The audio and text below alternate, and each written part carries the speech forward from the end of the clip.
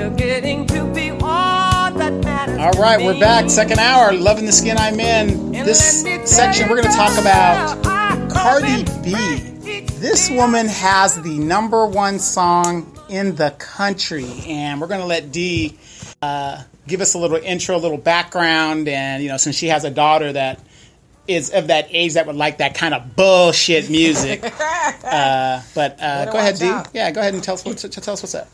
Okie dokie. So, right now, I'm not really well versed on Cardi B either, but as you said, liar. I'm not. As you said, she is a rapper, and this is coming from NPR. NPR. Yes. Oh my God. Okay. Okay. Cardi, it's a psyops. Cardi B song "Bodak Yellow," that's the name of it, hit #1 on the Billboard Hot 100. This marks only the second time in history that a female rapper has topped the charts unaccompanied. Now that means that she didn't have featuring so and so and Kendrick Lamar, right, whoever, right. But the #1 was, I think, wasn't that the Brat? I'm not really sure. I think it was the Brat. Maybe so. That was #1. I think it was 15 years ago or so that it was done. And so a little bit of background about Miss Cardi B. Cardi B, she said she got her name from her. She was mimicking her sister, who goes by the name of Hennessy, and so she wanted to be named. Hey, this is the let me stop you right there. Internet. The only time your name is Hennessy is if you're a stripper. Okay, well, can I continue? Okay, go ahead. Okay, go ahead. I'm sorry. These are that's what I heard. This is not my opinion. These are just the facts that I got off the internet. Okay, sure. So her sister's name was Hennessy, and so she thought it'd be cute. She wanted to mimic her sister's name, so she thought should be called Bacardi. So she flipped it around and called it Cardi B. And so they asked her, what does the B stand for? She says beautiful and sometimes bully. Okay, which I thought was like, really? Okay. At 19, she was a stripper. She started stripping to get away, from her abusive boyfriend she lived with. She said she grew up very poor, didn't have money, so she was stripping. And then she found herself. Now she's only 24. So she found herself on the very popular reality show Love and Hip Hop. I think it was maybe New York. New York. Mm-hmm. New York. She did 2 seasons on there. Where on the show, I never watch it, so I'm just kind of speculating. I know you watch because you like Ratchet. No. Yeah, I like Ratchet, but I don't like the New York stuff. I represent the West Coast, DJ Quick and things like that, and G-Funk. So anyway, I guess on the show, she's trying to be a rapper. I don't know what she was doing, but anyway, her love interest was in jail. And so they said, surprise! Right. Well, they was talking about how she's going to marry him when he gets out and all. Yeah, you love picking these. I mean, guys that get locked up, they get more pussy. How when they locked up? Well, what I'm saying is though, they get more pussy than guys that have jobs and doing the right thing. It's just amazing. It's amazing. So now here she is, and it's now 2017. She now, as we said, have the #1 record in America on the Billboard 100, which is like a phenomenal thing to do. Okay. Now, I want to read some of the lyrics just so you guys can get an idea, because I have heard the song, but I just kind of like it's not my thing. Is there a video available? There's a video. So well, let's check out the video real quick so that people can just check it out. Okay. So, as you heard and saw, I'll just read the lyrics because I had to read them myself. It says, and I can't rap, so I'm just going to read them. Said little bitch, you can't fuck with me. If you wanted to, these expensive, these is red bottoms. These is bloody shoes. Hit the store. I can get them both. I don't want to choose. And I'm quick. Cut a nigga hustle. Don't get comfortable. Look, I don't dance now. I make money moves. So I don't gotta dance. I make money moves. If I see you and I don't speak, that means I don't fuck with you. I'm a boss and you a worker, bitch. I make bloody moves. That's just part of it. Where's the rhyme? I don't know. Because when we were coming up, it had the rhyme. Well, she said moves a lot, so maybe that's where the rhymes go in. I don't know. Okay. I don't know. I'm just reading the lyrics, and so I was talking to my daughter, as I always do, about the song, and she pretty much called me a hater and that I was being judgmental. In fact, right before I came to do this, she said, "Get off the phone with me because you get a headache. You're not listening." But before we got to that point. Did you choke her out? No, I'm joking. No, well, she's in San Francisco, but she'll be here tonight. So she, we were talking about it yesterday in a more civil matter, and she says, Well, you know, she said, I don't particularly like the song. She's not my cup of tea, but she says, I get it. You know, she says to a lot of people, it's the hood anthem. And these are her words.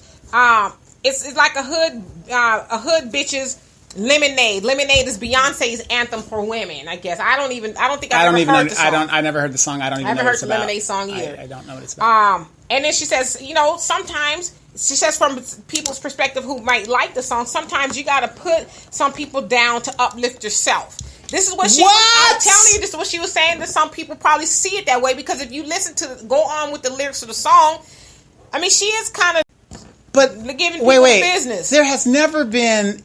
You don't put people down to lift yourself up, because that ruins your argument. Right, but I'm just telling you what she said to me, okay? Okay, go ahead. And so somebody else said, I've seen a lot of people talk about this online, saying, well, you know, it's a rags to riches story. She made it. She was a stripper. And I know strippers make quite a bit of money. So, but she's. How's it a rags to riches when everybody knows the music industry, you don't make a lot of money unless you're a Beyonce or a. Hey, brother, you just don't come out right out at the bat and make a lot of money. This is what they were saying. This is a rags to riches delusional. story. Even in the video, a lot of stuff in the video was leaked. They don't even own. It's sad. Go ahead. Right. Talk to TLC. Well, I heard her do an interview on the Breakfast Club, and they were talking about her Bentley truck that she has, and then Charlamagne was like, "Do you have your license yet?" And she says, "No." He says, "Do you even know how to drive?" And she says, "Wow." And she the way she talks is really weird. Yeah, well, you know. Now, why do you want to get into all of that? And so she goes, "Nah, I don't know how to drive." Probably for all those dicks you know she how sucks. it is. You know, and then we would just be fronting. So this, you know, this is what she was saying. Okay. And so people again were saying it's a rags to riches story. And then also a friend of mine on Facebook, she made a post about it saying big ups to her. It's the rags to riches. She's got turned her life around, and basically shut up. Sorry, go ahead. She said everybody's hating on her. All right. People have something to say are hating on her, and then they say she's a boss. And then ultimately, our question what does that is, mean? Boss, what does that mean? She's running her own show. She's making her own. I don't know. Okay, go ahead. And so that leads us to the question of, is Cardi B a role model? All right. No, but go ahead. Damn. Show over. Yeah. Have a nice day. Yeah. And so, okay, so I was, like I said, having this conversation with my daughter, and she pretty much everything but hung up on me because I was not understanding and I was being a little bit judgmental. She didn't call me a hater, but she says, "You don't understand, Mom. It's not like it is when you were growing up. Things are a lot different." And so then this is kind of where I asserted my mama-ship and kind of did come unglued. I said, when did respect, as we talked about earlier, when did respect become a thing of the past? Right. I said, it's funny because these women, and yes, it's women who are defending this. This is women. And people who should know better who are defending this. And so out of one side of their mouth, they're saying, "Oh, well, you know, she's a boss and she's a boss bitch. And, you know, I got to respect her hustle and she's a rags to riches story." But I wouldn't let my daughter listen to it. So it's like, well, why are you... And listen, I've seen Cardi B. She's got a very fun personality, you know, good sense of humor. I wouldn't know her if I saw her. I've seen her on some things. Okay. She's, you know, outspoken on political things and stuff like that. But, and yeah, I respect her hustle, but at the same time, why and how is she, like, can even be considered somebody to look up to in regards to, she made it. That's a success story. And I asked a girl on my Facebook page, isn't there other people we could be looking up to? I mean, surely so. And it's funny because my brother sent me this morning, he texted me and my sister this Jeremiah. song. Yeah, it's called Layla's Wisdom. And she's a rapper. I think her name is Rhapsody, if I'm not mistaken. But this song is like the antidote to this Bodak Yellow. Was totally talking about the opposites of having respect and, you know, knowledge of self and wisdom and eating. I mean, it was just like, why aren't we listening to that kind of stuff? And didn't even crack the 100, top 100. I never even heard about it. Not that I'm all up on game with rappers. And, you know, I'm real old school like yourself. I'm old school. So, I've never heard her, but I'm like, why aren't these people cracking the Billboard Top 100? Because they're talking the real. Right. Well, some people tell you that Cardi B is talking the real. That ain't the real. That's how it goes down in the hood. That's real. You know, she struggled. But see, and I hate when people say how that goes down in the hood. And that's why they stay in the hood. Mm-hmm. So there's your reality. You're staying in the hood. And it's funny, too, because I was listening to Dr. Boyce Watkins. And he was talking about it's funny how people, the black community is supposed to be so woke. Right. But we've made Cardi B's song number one. Yeah, she made Cardi's song number one. So how can you be woke and then make something like that number one? But you know what I find the problem is too? We talked about this kind of with Tyler Perry and stuff too. We as black people, and to my daughter's point, you're acting like black people are the only ones that made her number one. No, you're right. It's not just black people, but goddamn it, we had a lot to do with it. Right. Because the Cardi B is Dominican, I think she is Dominican or whatever. Black, good. Yeah, she acts like a sister. Mm-hmm. But I said we need to start holding these people accountable. Mm-hmm. Like we're giving them their money, but I understand to your point that you made on the show earlier. You're like, this generation is running the show. They're running the show. So we need to say, you know what, Cardi B or whoever, you are a beautiful young lady. You got a great sense of humor and all this other stuff. However, in order for us to spend our money with you, we at least need you to come on now. You calling people bitches and you make bloody I don't even know what that means. I honestly don't even know what that means. Women are calling themselves and referring to themselves as bitches and whores and, like it's like everyday speech. I don't refer to myself like that. And my daughter, she says, well, Mom, you've used the bitch word. I said, I have used the bitch word. And I play around a lot. So like if I'm in a car, I'm like, this motherfucker cut me off. Or if your client owes you money. Okay. Better have my money. On the seriously, I said, but the difference is I don't do it in public. Right. It's not being published. Mm-hmm.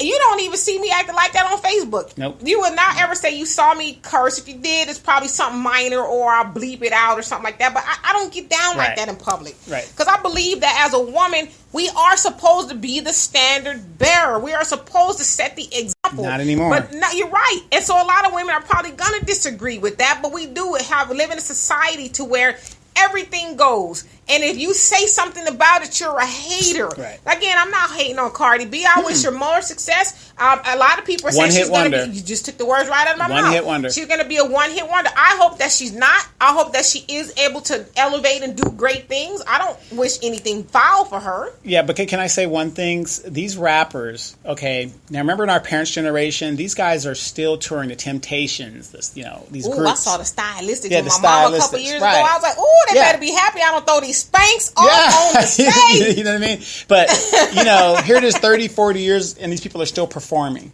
Right. These mumble rappers, whatever you want to call them. Mumble rappers. I don't see them doing anything in 5 years. Bad Boy just had a reunion tour. Right. 20 years or so? Yeah, it's been about 20 years. R&B and things like that. You could deal with that stuff because it was, Bad Boy was about having fun and, it wasn't about, da-da-da. NWA, Ice Cube, he's still touring because he was kind of conscious. Ice Cube was conscious of what he was doing. Off into all other movies and stuff like that. But these mumble rappers, I don't see them doing anything in 5 years. Some will argue that's what rap is now. You guys need to get with the times. This is what rap is. It's what? Mumble rappers. Mumble rappers. I'm like, I told my daughter, I said... It sounds like it's chanting to me. It could be putting a spell on everybody. You never know. I have no idea. But my daughter, I told her, I said, how do y'all even dance to that? Because occasionally she'll go out to a club. And so they don't dance. It's just, you know what she did? She came home and said, you're right, Mom. I couldn't even dance to that. I said, see, when we was going to the club, we came out sweaty, hair was stuck to all you. About that R&B when that slow grind started kicking. Honey Love by R. Kelly or whatever, before he was known. Yeah, before he was known. You get your little thing and... You can't do it nowadays. And so... Or Michelle A, Something in My Heart. Right. So, I mean, and no shade to the rappers nowadays. I just can't get with it. No, I'm going to give you shade. You guys suck. Ooh. It's as simple as that. You suck. I don't see these guys making multi-platinum albums. I don't see that. Well, some of them are. From where? There's people who are buying it and making them rich. Where? Because I don't see a future Dr. Dre. I don't see a Jay-Z. My daughter it's funny, yesterday she was reading me the Forbes most... The wealthiest rappers or something. P. Diddy is at the number one with $120 million a year. And that's because he owns the Other catalog. stuff, but other stuff too. But he owns the catalog of his music. Right, but he has Yeah. the Sean John Yeah, label, I know, the right. alcohol, Mhm, Ciroc, right, or whatever the case right. is. So he's balling. And then she said Future was number 23. Who's that? He's Sierra's baby daddy. Oh, okay, gotcha. Yeah, he's a producer too. He right? sings the Molly Percocet. Okay, good. song. I never heard of it. Okay. So these rappers are making money Then why is it they end up broke at the end of the day? because they don't have any financial sense. Financial literacy. Right. Own your publishing. They're own your... just putting forth an image that they want you and I to believe it's Right, real. Bow Wow was talking about, remember that when he's like, I'm on a jet, Yeah. private jet, and they come to find out he was on a Southwest flight. Right, you ain't got a lot of kick at you. I respect you saving your money, So is she a role model? Absolutely not, in my opinion. What do you say as a man to convince these women who you're hating? Okay. She's rags to riches story. Okay. You gotta respect her story. Here's the thing. Her story is no different than when Run DMC started, Houdini. I could go on NWA, Eazy-E, when Ruthless Records started. He was selling albums out the back of his trunk of his car. And it was just something to make a little side hustle because he was a dope man before that. And then it blew up to something unbelievable. You cannot consider yourself a role model when you have to put other people down to step on. What's that saying our parents used to say? When you've got to step, the same people that you step on to make it are the same people that you're going to meet on your way down. Right. And that is exactly why you don't do it, because karma is a motherfucker. Oh, yes, absolutely. So, I was actually looking for something that Felicia Rashad was saying about women once. Mm-hmm. But maybe you could put up the video. Sure. She was basically saying, how women used to be soft. Women used to be soft-spoken. Okay, Dee. I'm just telling you what she said. No. I know where you're coming from. Now, remember when I said you look at some of these women that have weave in it. Like I said, you've always been natural and you got some nice texture of hair and stuff like that. And these women are wearing weaves that isn't their hair, which is what I agree with Tommy. They're hair hats because you're wearing something. It's like me wearing this hat. I'm wearing a hat on top of my head when it's sweating under there and it starts stinking and stuff like this, right? Right. But when you see gay men wearing weaves and these transvestite type men, you cannot even tell the difference. It's really hard to tell the difference between a tranny I'm going to tell you this and a woman. I'm going to say this to you right now. You think those women were harsh critics that came after you last week? Right. You just wait talking about gay black dudes with weaves. I'm just saying. I mean, in some situations, and you know what I'm talking about. You look at I don't. You don't know. No, but I have no clue. No, but what I'm saying is because they're so hard looking. These women are so hard. The tattoos, it's hard to tell from a distance if that, I mean, the WNBA. I love the WNBA. I love the WNBA. Yeah, you do. But that is a organization that is full of man dudes. Oh. Because, I mean, look at they look like men. Man dudes? Man dudes. Girly men, in the words of Schwarzenegger. I love the WNBA, but their what's that? Traits are so masculine. They call those studs. Yeah, whatever the studs. deal is, and it's like, wow, here's a woman. You got breasts, you've got everything assets of a woman, but the way you look, your appearance, it's just so manly. Well, I think Felicia Rashad, and I believe it was Felicia Rashad. I think she was more or less speaking in the sense of, physically, but just really mentally in the whole aura of a woman. It's gone. Well, yes, she used to be soft. Like I always speak to my my daughter and say, you as a woman should be able to walk into the room and command attention without, hey, I'm here. Oh, look at me. You should be able to just walk into a room and people say, wow, look at her. I was at Walmart yesterday and I saw this young lady. You went to Walmart? Yeah, I went to Walmart. I had to get Belle some food and stuff. Okay. But I went to Walmart and I saw this young Hispanic lady tattooed all over and on her face. Huh? And I was like, what Well, the you fuck? know that is kind of normal, though. I mean, I don't say normal, but it's becoming part of mainstream. No, but when I'm looking at it's on her face, and I'm thinking, you will never work any other place but this Walmart. You know what, though? I would, or probably that with the tattoos, but up until, I would say maybe 6 years ago or so, I used to be a personal banker, right? Now, I'm old enough to can say I remember the old school bankers would have the 3-piece suits on, and, you know, they're, come this way. How may I help you? Now, when I was a banker, branch managers and even personal bankers, tattoos on their hands, tattoos on their feet, and their legs. And I was thinking, as a customer, even if I didn't have a lot of money, or as somebody with a lot of wealth, listen, let me sit down with somebody. I ain't got to be distracted by all your piercings and your tattoos. Because I just wouldn't want to talk money with you. But times are changing. No, and I understand that. But the way this girl, where she had her tattoo and stuff, she will never work any place but a Walmart or a retail. I just think a lot of times but see, again, that comes from, I'm going to take ownership as a woman. That comes from us not being very stern with our daughters. Like I said, my daughter be 25. I could take the stance of what she grown. I ain't finna be in her business, but no. As far as I'm concerned, I will always be mentoring her until the day she dies. That's my job. I would be remiss to not tell her.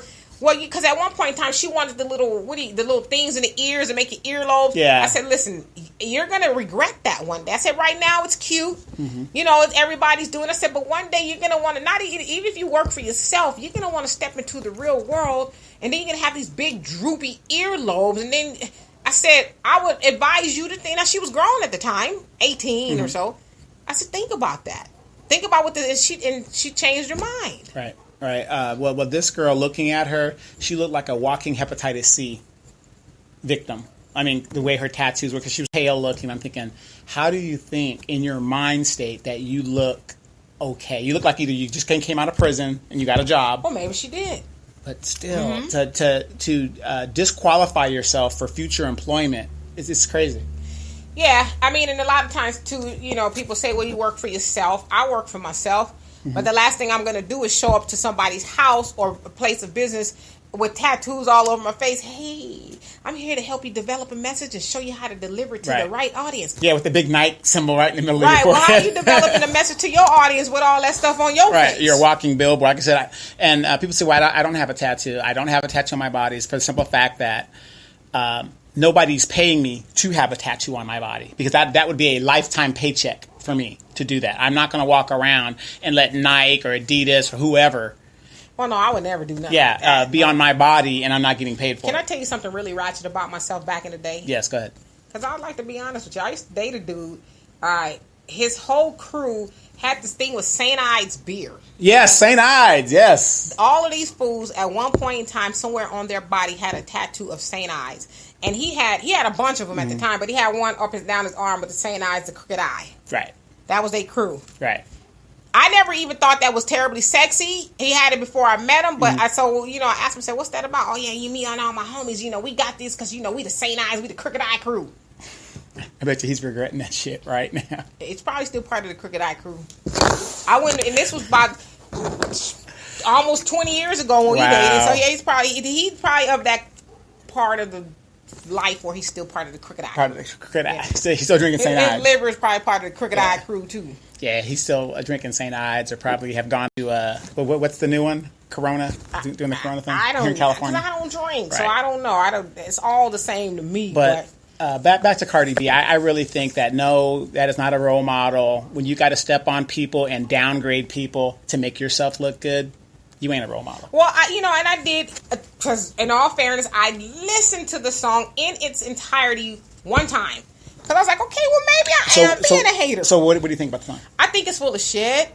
I think it's something I wouldn't listen to, but... Is the production good? Is it... No. Can you dance to it? No. Can you, at a house party, put it on and say, hey, everybody wants to listen to that? Is that something everybody would want to listen to? Apparently, because it's number one, it's not something I would want to listen to, but hey, who am I? But if you were at a party with a bunch of your peers, would you put that on and play it? Mm-mm. Okay. Not my peers. Okay. Because my peers don't come from that part of life to where we roll around calling each other bitches. See, and that's another thing. These young people have a misconception of the real world. Ghettos are a small populace of the population as a whole. It's true. So that's not the world. The majority of the world do not live like that. But just my thing is, it's like, why not put forth an image of, because I like old Hollywood. Mm-hmm. I like the aesthetics of it, the way it looks, the cosmetic. I like all of that. And a lot of them probably with hookers too. Right, but D is a big Ozzie Davis, Ruby Dee type person. I do, so I like the whole Harry Hollywood Belafonte, to where they had some swag and they were debonair, and I love that. Anybody can tell you they carried themselves. I love that.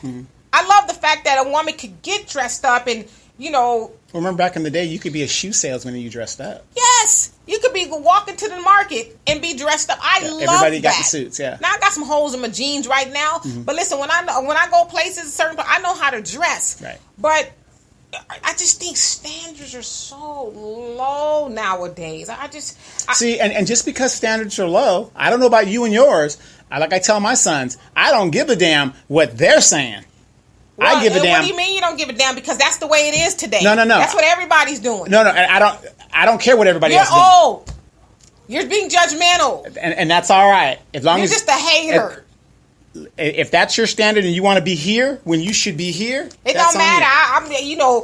That's what everybody else is doing. You just need to get with the program and stop hating on these young people. Not for me and mine. I don't care what everybody else is doing. I tell my son all the time, if you want to be where you want to be, it's going to take hard work to get there. When you was young once, you had on some Jerry curls and some parachute pants. And you damn right. And guess what? I went through that phase, got out of it in time, and went on to do bigger and better things. It's just a phase. So that was a rags to riches story. Rags to riches story. But I didn't step on anybody to get there. It was all me. I was like Muhammad Ali. He's going to heaven in round number 7. I did it. Well, okay, so as I was saying, I was listening to the song, and so because I like to be objective. I like to look at things from all points of view, and so I said, okay, well, I could kind of get how a woman or a girl, whoever's listening to it, can feel empowered. Like, yeah, I'm a boss. And I'll suck some dicks and do what I gotta do and strip and, just VIP. Go ahead. But you know what? That's how some people feel. I'll do what I gotta do. I'll take it in the keister. But again, Dr. Boyce Watkins made the point of, is that something you really gotta do? Right. Or is that something you as my dad would say, you're taking the path of least resistance. Right. And so you just want to go out there and do those things, opposed to saying life is not always going to be easy. The struggle teaches us stuff and makes us strong. Go with, just bear through it. No, I'm finna go get on the pole. Yeah, I'd rather get on the pole, go to the VIP room, one bad encounter, and my life is drastically altered forever. My friend that I just left before I came over here, we were talking, and she says a friend of hers, husband or something, got a text from somebody, I don't know who it was, basically said, for $40, I'll blow you.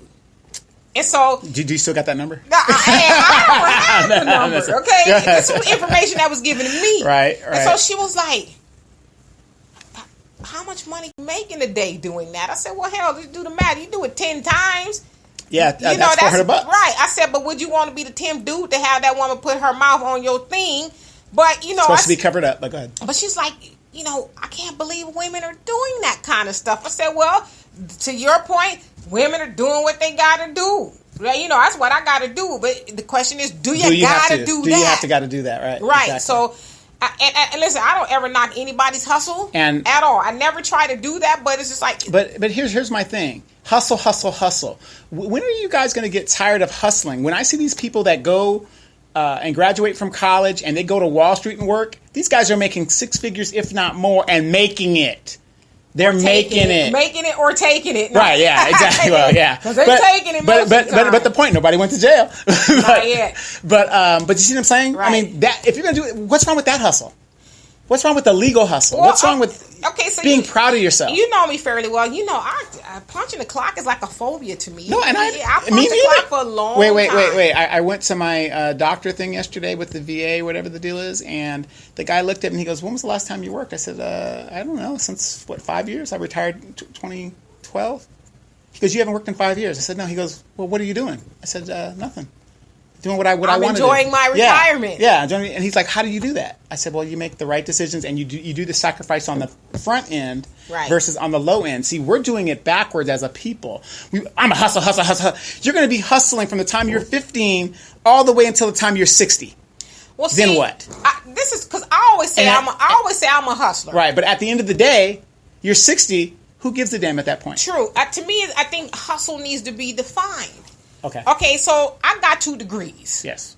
Right? Well, I'm talking about the average. I'm not talking about like I'm saying because to your point, I should be able to go out there and say, if you got this master's, you need to pay me a 6-figure salary. Yes. I'm not showing up. That's what I did. That's what they tell you. That's what I did. Okay, I agree. That ain't the case. We know. And so a person like me who does have a phobia with punching the clock and being told what to do, no, you can't go on vacation. I wish can't go. You got 15 minutes to walk, to go to lunch, to take a break, to come back and be back on the floor. Mm-hmm. Go ahead. Oh, you were missing from your desk for 5 minutes. I was here, and where were you? I'm grown. See, I have a bad attitude to be an employee. Right. I like to move around. I'm not saying I can't work for somebody, but I need to have freedom. Right, so when I say hustle, like I hustle, I got a lot. What do you call it? The jack of all trades and the master of none. But what I'm saying is your hustle is different than these people that don't have shit going for them. I dropped out of school. I'm going to get on a pole. Oh, I'm bilking the system. Right. No, I ain't doing that kind of stuff. And that's where they get confused. Your hustle's a little bit different. That's like me. I would be considered a hustler now because of what I'm doing. Yeah, absolutely. But see, that's what I'm saying. That's the difference between hustling like I'm bilking people or I'm rooking the system. I'm gonna have a few baby mama. I'm gonna have a few babies out there. Or income tax season come. I got 20 kids. I'm claiming, and I don't even have no job. Kids. Yeah, you don't even have a job. All that kind. No, we ain't doing that kind of stuff. I'm talking about because I always say this. I don't care how much you go to school, how many degrees you have. Degrees don't teach you hustle. Right. They don't. That's something you gotta get for yourself. So, honestly, if you really want to do something in life, you're always gonna be hustling. Absolutely. I mean, you're retired, like you said, but you're always doing stuff, whether it's netting your income or whatever. You're always doing something. But I think it's just like, hustling. Like, what are you doing to hustle? You know. Are you hustling with a purpose? I'm sorry. I will not suck dicks. I hope not. I'm talking about if I was a female. To make it or to feed my kids. I mean, there's got to be a standard because you have programs out there that were set up so you don't have to suck dicks or sleep with strange men in a truck or whatever. You know what I mean? You don't have to lower yourself to that standard. I mean, and my daughter, she has friends who are strippers. And, she says, Mom, they're making so much money. And all that glitters ain't gold. They're making one of my friends, she's making $1,000 a day. And that's what she tells you. Right. And I've seen, some of the videos of all this money and stuff. I don't know how much, but she says she's doing fairly well. She's paying for her way in school and all this other stuff. Yeah, but you look at her teeth, her dental's all fucked up. No, I mean, she's gotten her body done and, the stuff they're doing nowadays. And so I said to her, this is the thing. I said, when you're looking at somebody else's hustle or got your eyes on somebody else's paper, it looks glamorous. Yeah, your dream is not going to seem that sexy anymore because it's like, damn, she's making all this money. Here I am going to school. I'm struggling. You don't know what she's doing to do that. I'm having to do Uber and I'm gonna tell you, some of those girls, they are being passed around with NFL players. We're here in LA, right? They're called up and they're out there, fucking for the dollar. Right. And so that's what I tell her. I said, don't get blinded by other people's glitter. Because a lot of times it ain't gold. Right. Especially on in age of social media, people can be who they want to be. They can be, standing by somebody else's Maserati. I just got me this Maserati. And so you're buying into that. Right. Keep your eyes on your own paper. And I speak from experience because I've been through a whole lot in the last couple of years, and the struggle has not been easy. Right. They say the struggle has been real. But I never once thought to do deplorable things. I never thought, okay, in this age of social media, let me go on and get some back shots. Let me go on and I'm talking about public. And you got a lot of back. Go ahead. But go ahead. Let me talk about public relations. Right. But here, Right. You know, I never. Here you are thought in the thing with your little thing. Right. Oh, I'm looking over the assets of the coming, and then you got the big ass coming. You know. Right. I never thought to do that because to me it's cheap. Mm-hmm. I'm cheapening myself. Yes. To please people I don't even know. And then if you're willing to do that, what are you going to teach your children? Right. And what else will you do? Right. Where does it stop? Right. Where does the hustle stop? Okay, I was naked on Instagram. I was almost naked. Now I'm again naked. Well, put it like this. When I joined the Air Force and I wanted to fly airplanes, I intentionally told people, they said, well, how'd you do it? How'd you do it? And people don't believe me when I say this. You have to be willing to sell your soul. Literally. You know, and I said I was willing to do whatever I had to do to fly those airplanes. Whatever they told me to do. I didn't care about this. You know, you had to really put your because whole... it was what you wanted to do. So it is feasible to do that. But see, I did it in a positive connotation. Right. I got to get a degree. I got to do, here are your steps. You got to get a degree. You got to do this. You got to do this. Okay, no matter what happens, I'm going to do that, do this. And I always had a second, you know that. I always had a second job even when I was in the military. But you mean you didn't lie about being a pilot? Because, people say that's weird. I've seen people question, you're a pilot? Yeah. You're a black pilot? Yeah, of course, yeah. No. Well, my father was an aviator. What is your expectation? Yeah. Why can't I be a pilot? Right. Exactly. You flew airplanes? Right. And like I said, a lot of people see me and they'll say, well, you don't seem like you're a pilot or anything. Well, what does that look like? Yeah, what does that look like? Or how am I supposed to act? Or right. whatever I'm supposed to do. I don't get it. But you really literally have to, you can have that attitude. But if you're going to do whatever you got to do to hustle, then why don't you do whatever you got to do to get that degree so you can make a legitimate hustle and make some real money? Right. Because I don't care how fine you are today. Give it 20 years, the gravity takes over, and it's a done deal. Well, not nowadays because you just Y2C your ass right to the plastic surgeon and But still, voila. some of those things. Let me tell y'all. I'm gonna give y'all a really quick way to do a plastic surgery, a facelift. Y'all see this ponytail I got? Right. Just do it tight. Do it tight. Exactly. But, do it tight. But there's a show on TV called Botch. You see these people that go in there? I mean, I'm not saying everybody's bad, but what if you go in there, because everybody doesn't heal up. It's like me. I don't keloid. In my skin. Me either, thank God. But some people do. But you go in there, have a bad surgery, and you're screwed for the rest of your life. They can't fix that. Once it's damn... Little Kim, she looks fucked up. Damn. I'm going to tell you a story. I don't know if I've ever told you. I think I did. I know we got a little bit of time left. We got time. Last year, my sister, God love her to death. She was like... I will. I sent her some pictures and stuff of myself, and she was like, you need a boob job. Mm-hmm. Because your titties is kind of sagging. Mm-hmm. And I was like, damn, you think so? Yeah, what are you rocking with, 32s? Yeah, 38. 38s, okay. Right, and so I was like, okay, so me and my daughter made some appointments. I went to a plastic surgeon. Mm-hmm. And as I'm sitting there in the lobby, I'm seeing all these women coming there. You ever see the episode of Twilight Zone when they're all looking like, that's what they look like. Yes. Like, just... They all look the same, and so I'm sitting in the there. Eye of the Beholder is the episode. Eye of the Beholder, yes. Eye of the Beholder. And so these women are coming, and I'm like, gosh, what else could they be getting done? So I go back there, and the doctor's, doing that. Yeah, you're all kind of flat. We can do this, and we can do that, and blah blah blah. Pump it up at the top. All of that, we can put some of this, that. Oh yeah. Then I got to think about. I said, then what next? What would I need to get fixed next? Right, because if you're going to do that, ladies, you got to make sure your bumpers are correct. You can't be here and there. At some point in time, that becomes a slippery slope because. Like you said, gravity, that's life. It's going to happen. I ain't going to have no person. Your skin is going to stretch. Yeah, this life. And, anybody, and Al is, great with all that. And I don't look terrible now. I don't want you to think I'm like a raisin and shit. I mean, but, that's life. Exactly. And what next? You'll be getting your face. You'll be getting your ass. You'll be getting, then you'll be looking like money thrown away. Yeah, you'll be looking like a Barbie doll. A plastic. And really terrible because... Don't get me wrong. I have some friends that are of the Caucasian persuasion. Really? And you remember that one white chick that was the tanning lady? Yes. Oh my God! I know you saw that episode. I didn't see it, but I saw it online. Oh my gosh! The pictures. You're just like, what did you do to yourself? She wanted to be a sister. And then I had a friend she's in her 60s now. One of my mom's friends, a lot older. And, it doesn't matter how much stress. I mean, you can boobs are still there, but they're harder now. You know what I mean? Yeah, see, that wasn't going to be me. No, but, all around it, you can tell that's like, there's nothing can be done at that point. Just let it go, Barb. Yeah. Let it go, Barb. Yeah, it's just done. I mean, not that her name is Barb, because I don't know if her name is Barb. I've never seen in our day, if you're a sister, you ain't got no titties, that's one thing, because you usually had ass. And vice versa, if you had like titties, whatever else. But now you've got these girls just making themselves look as a character. Yep.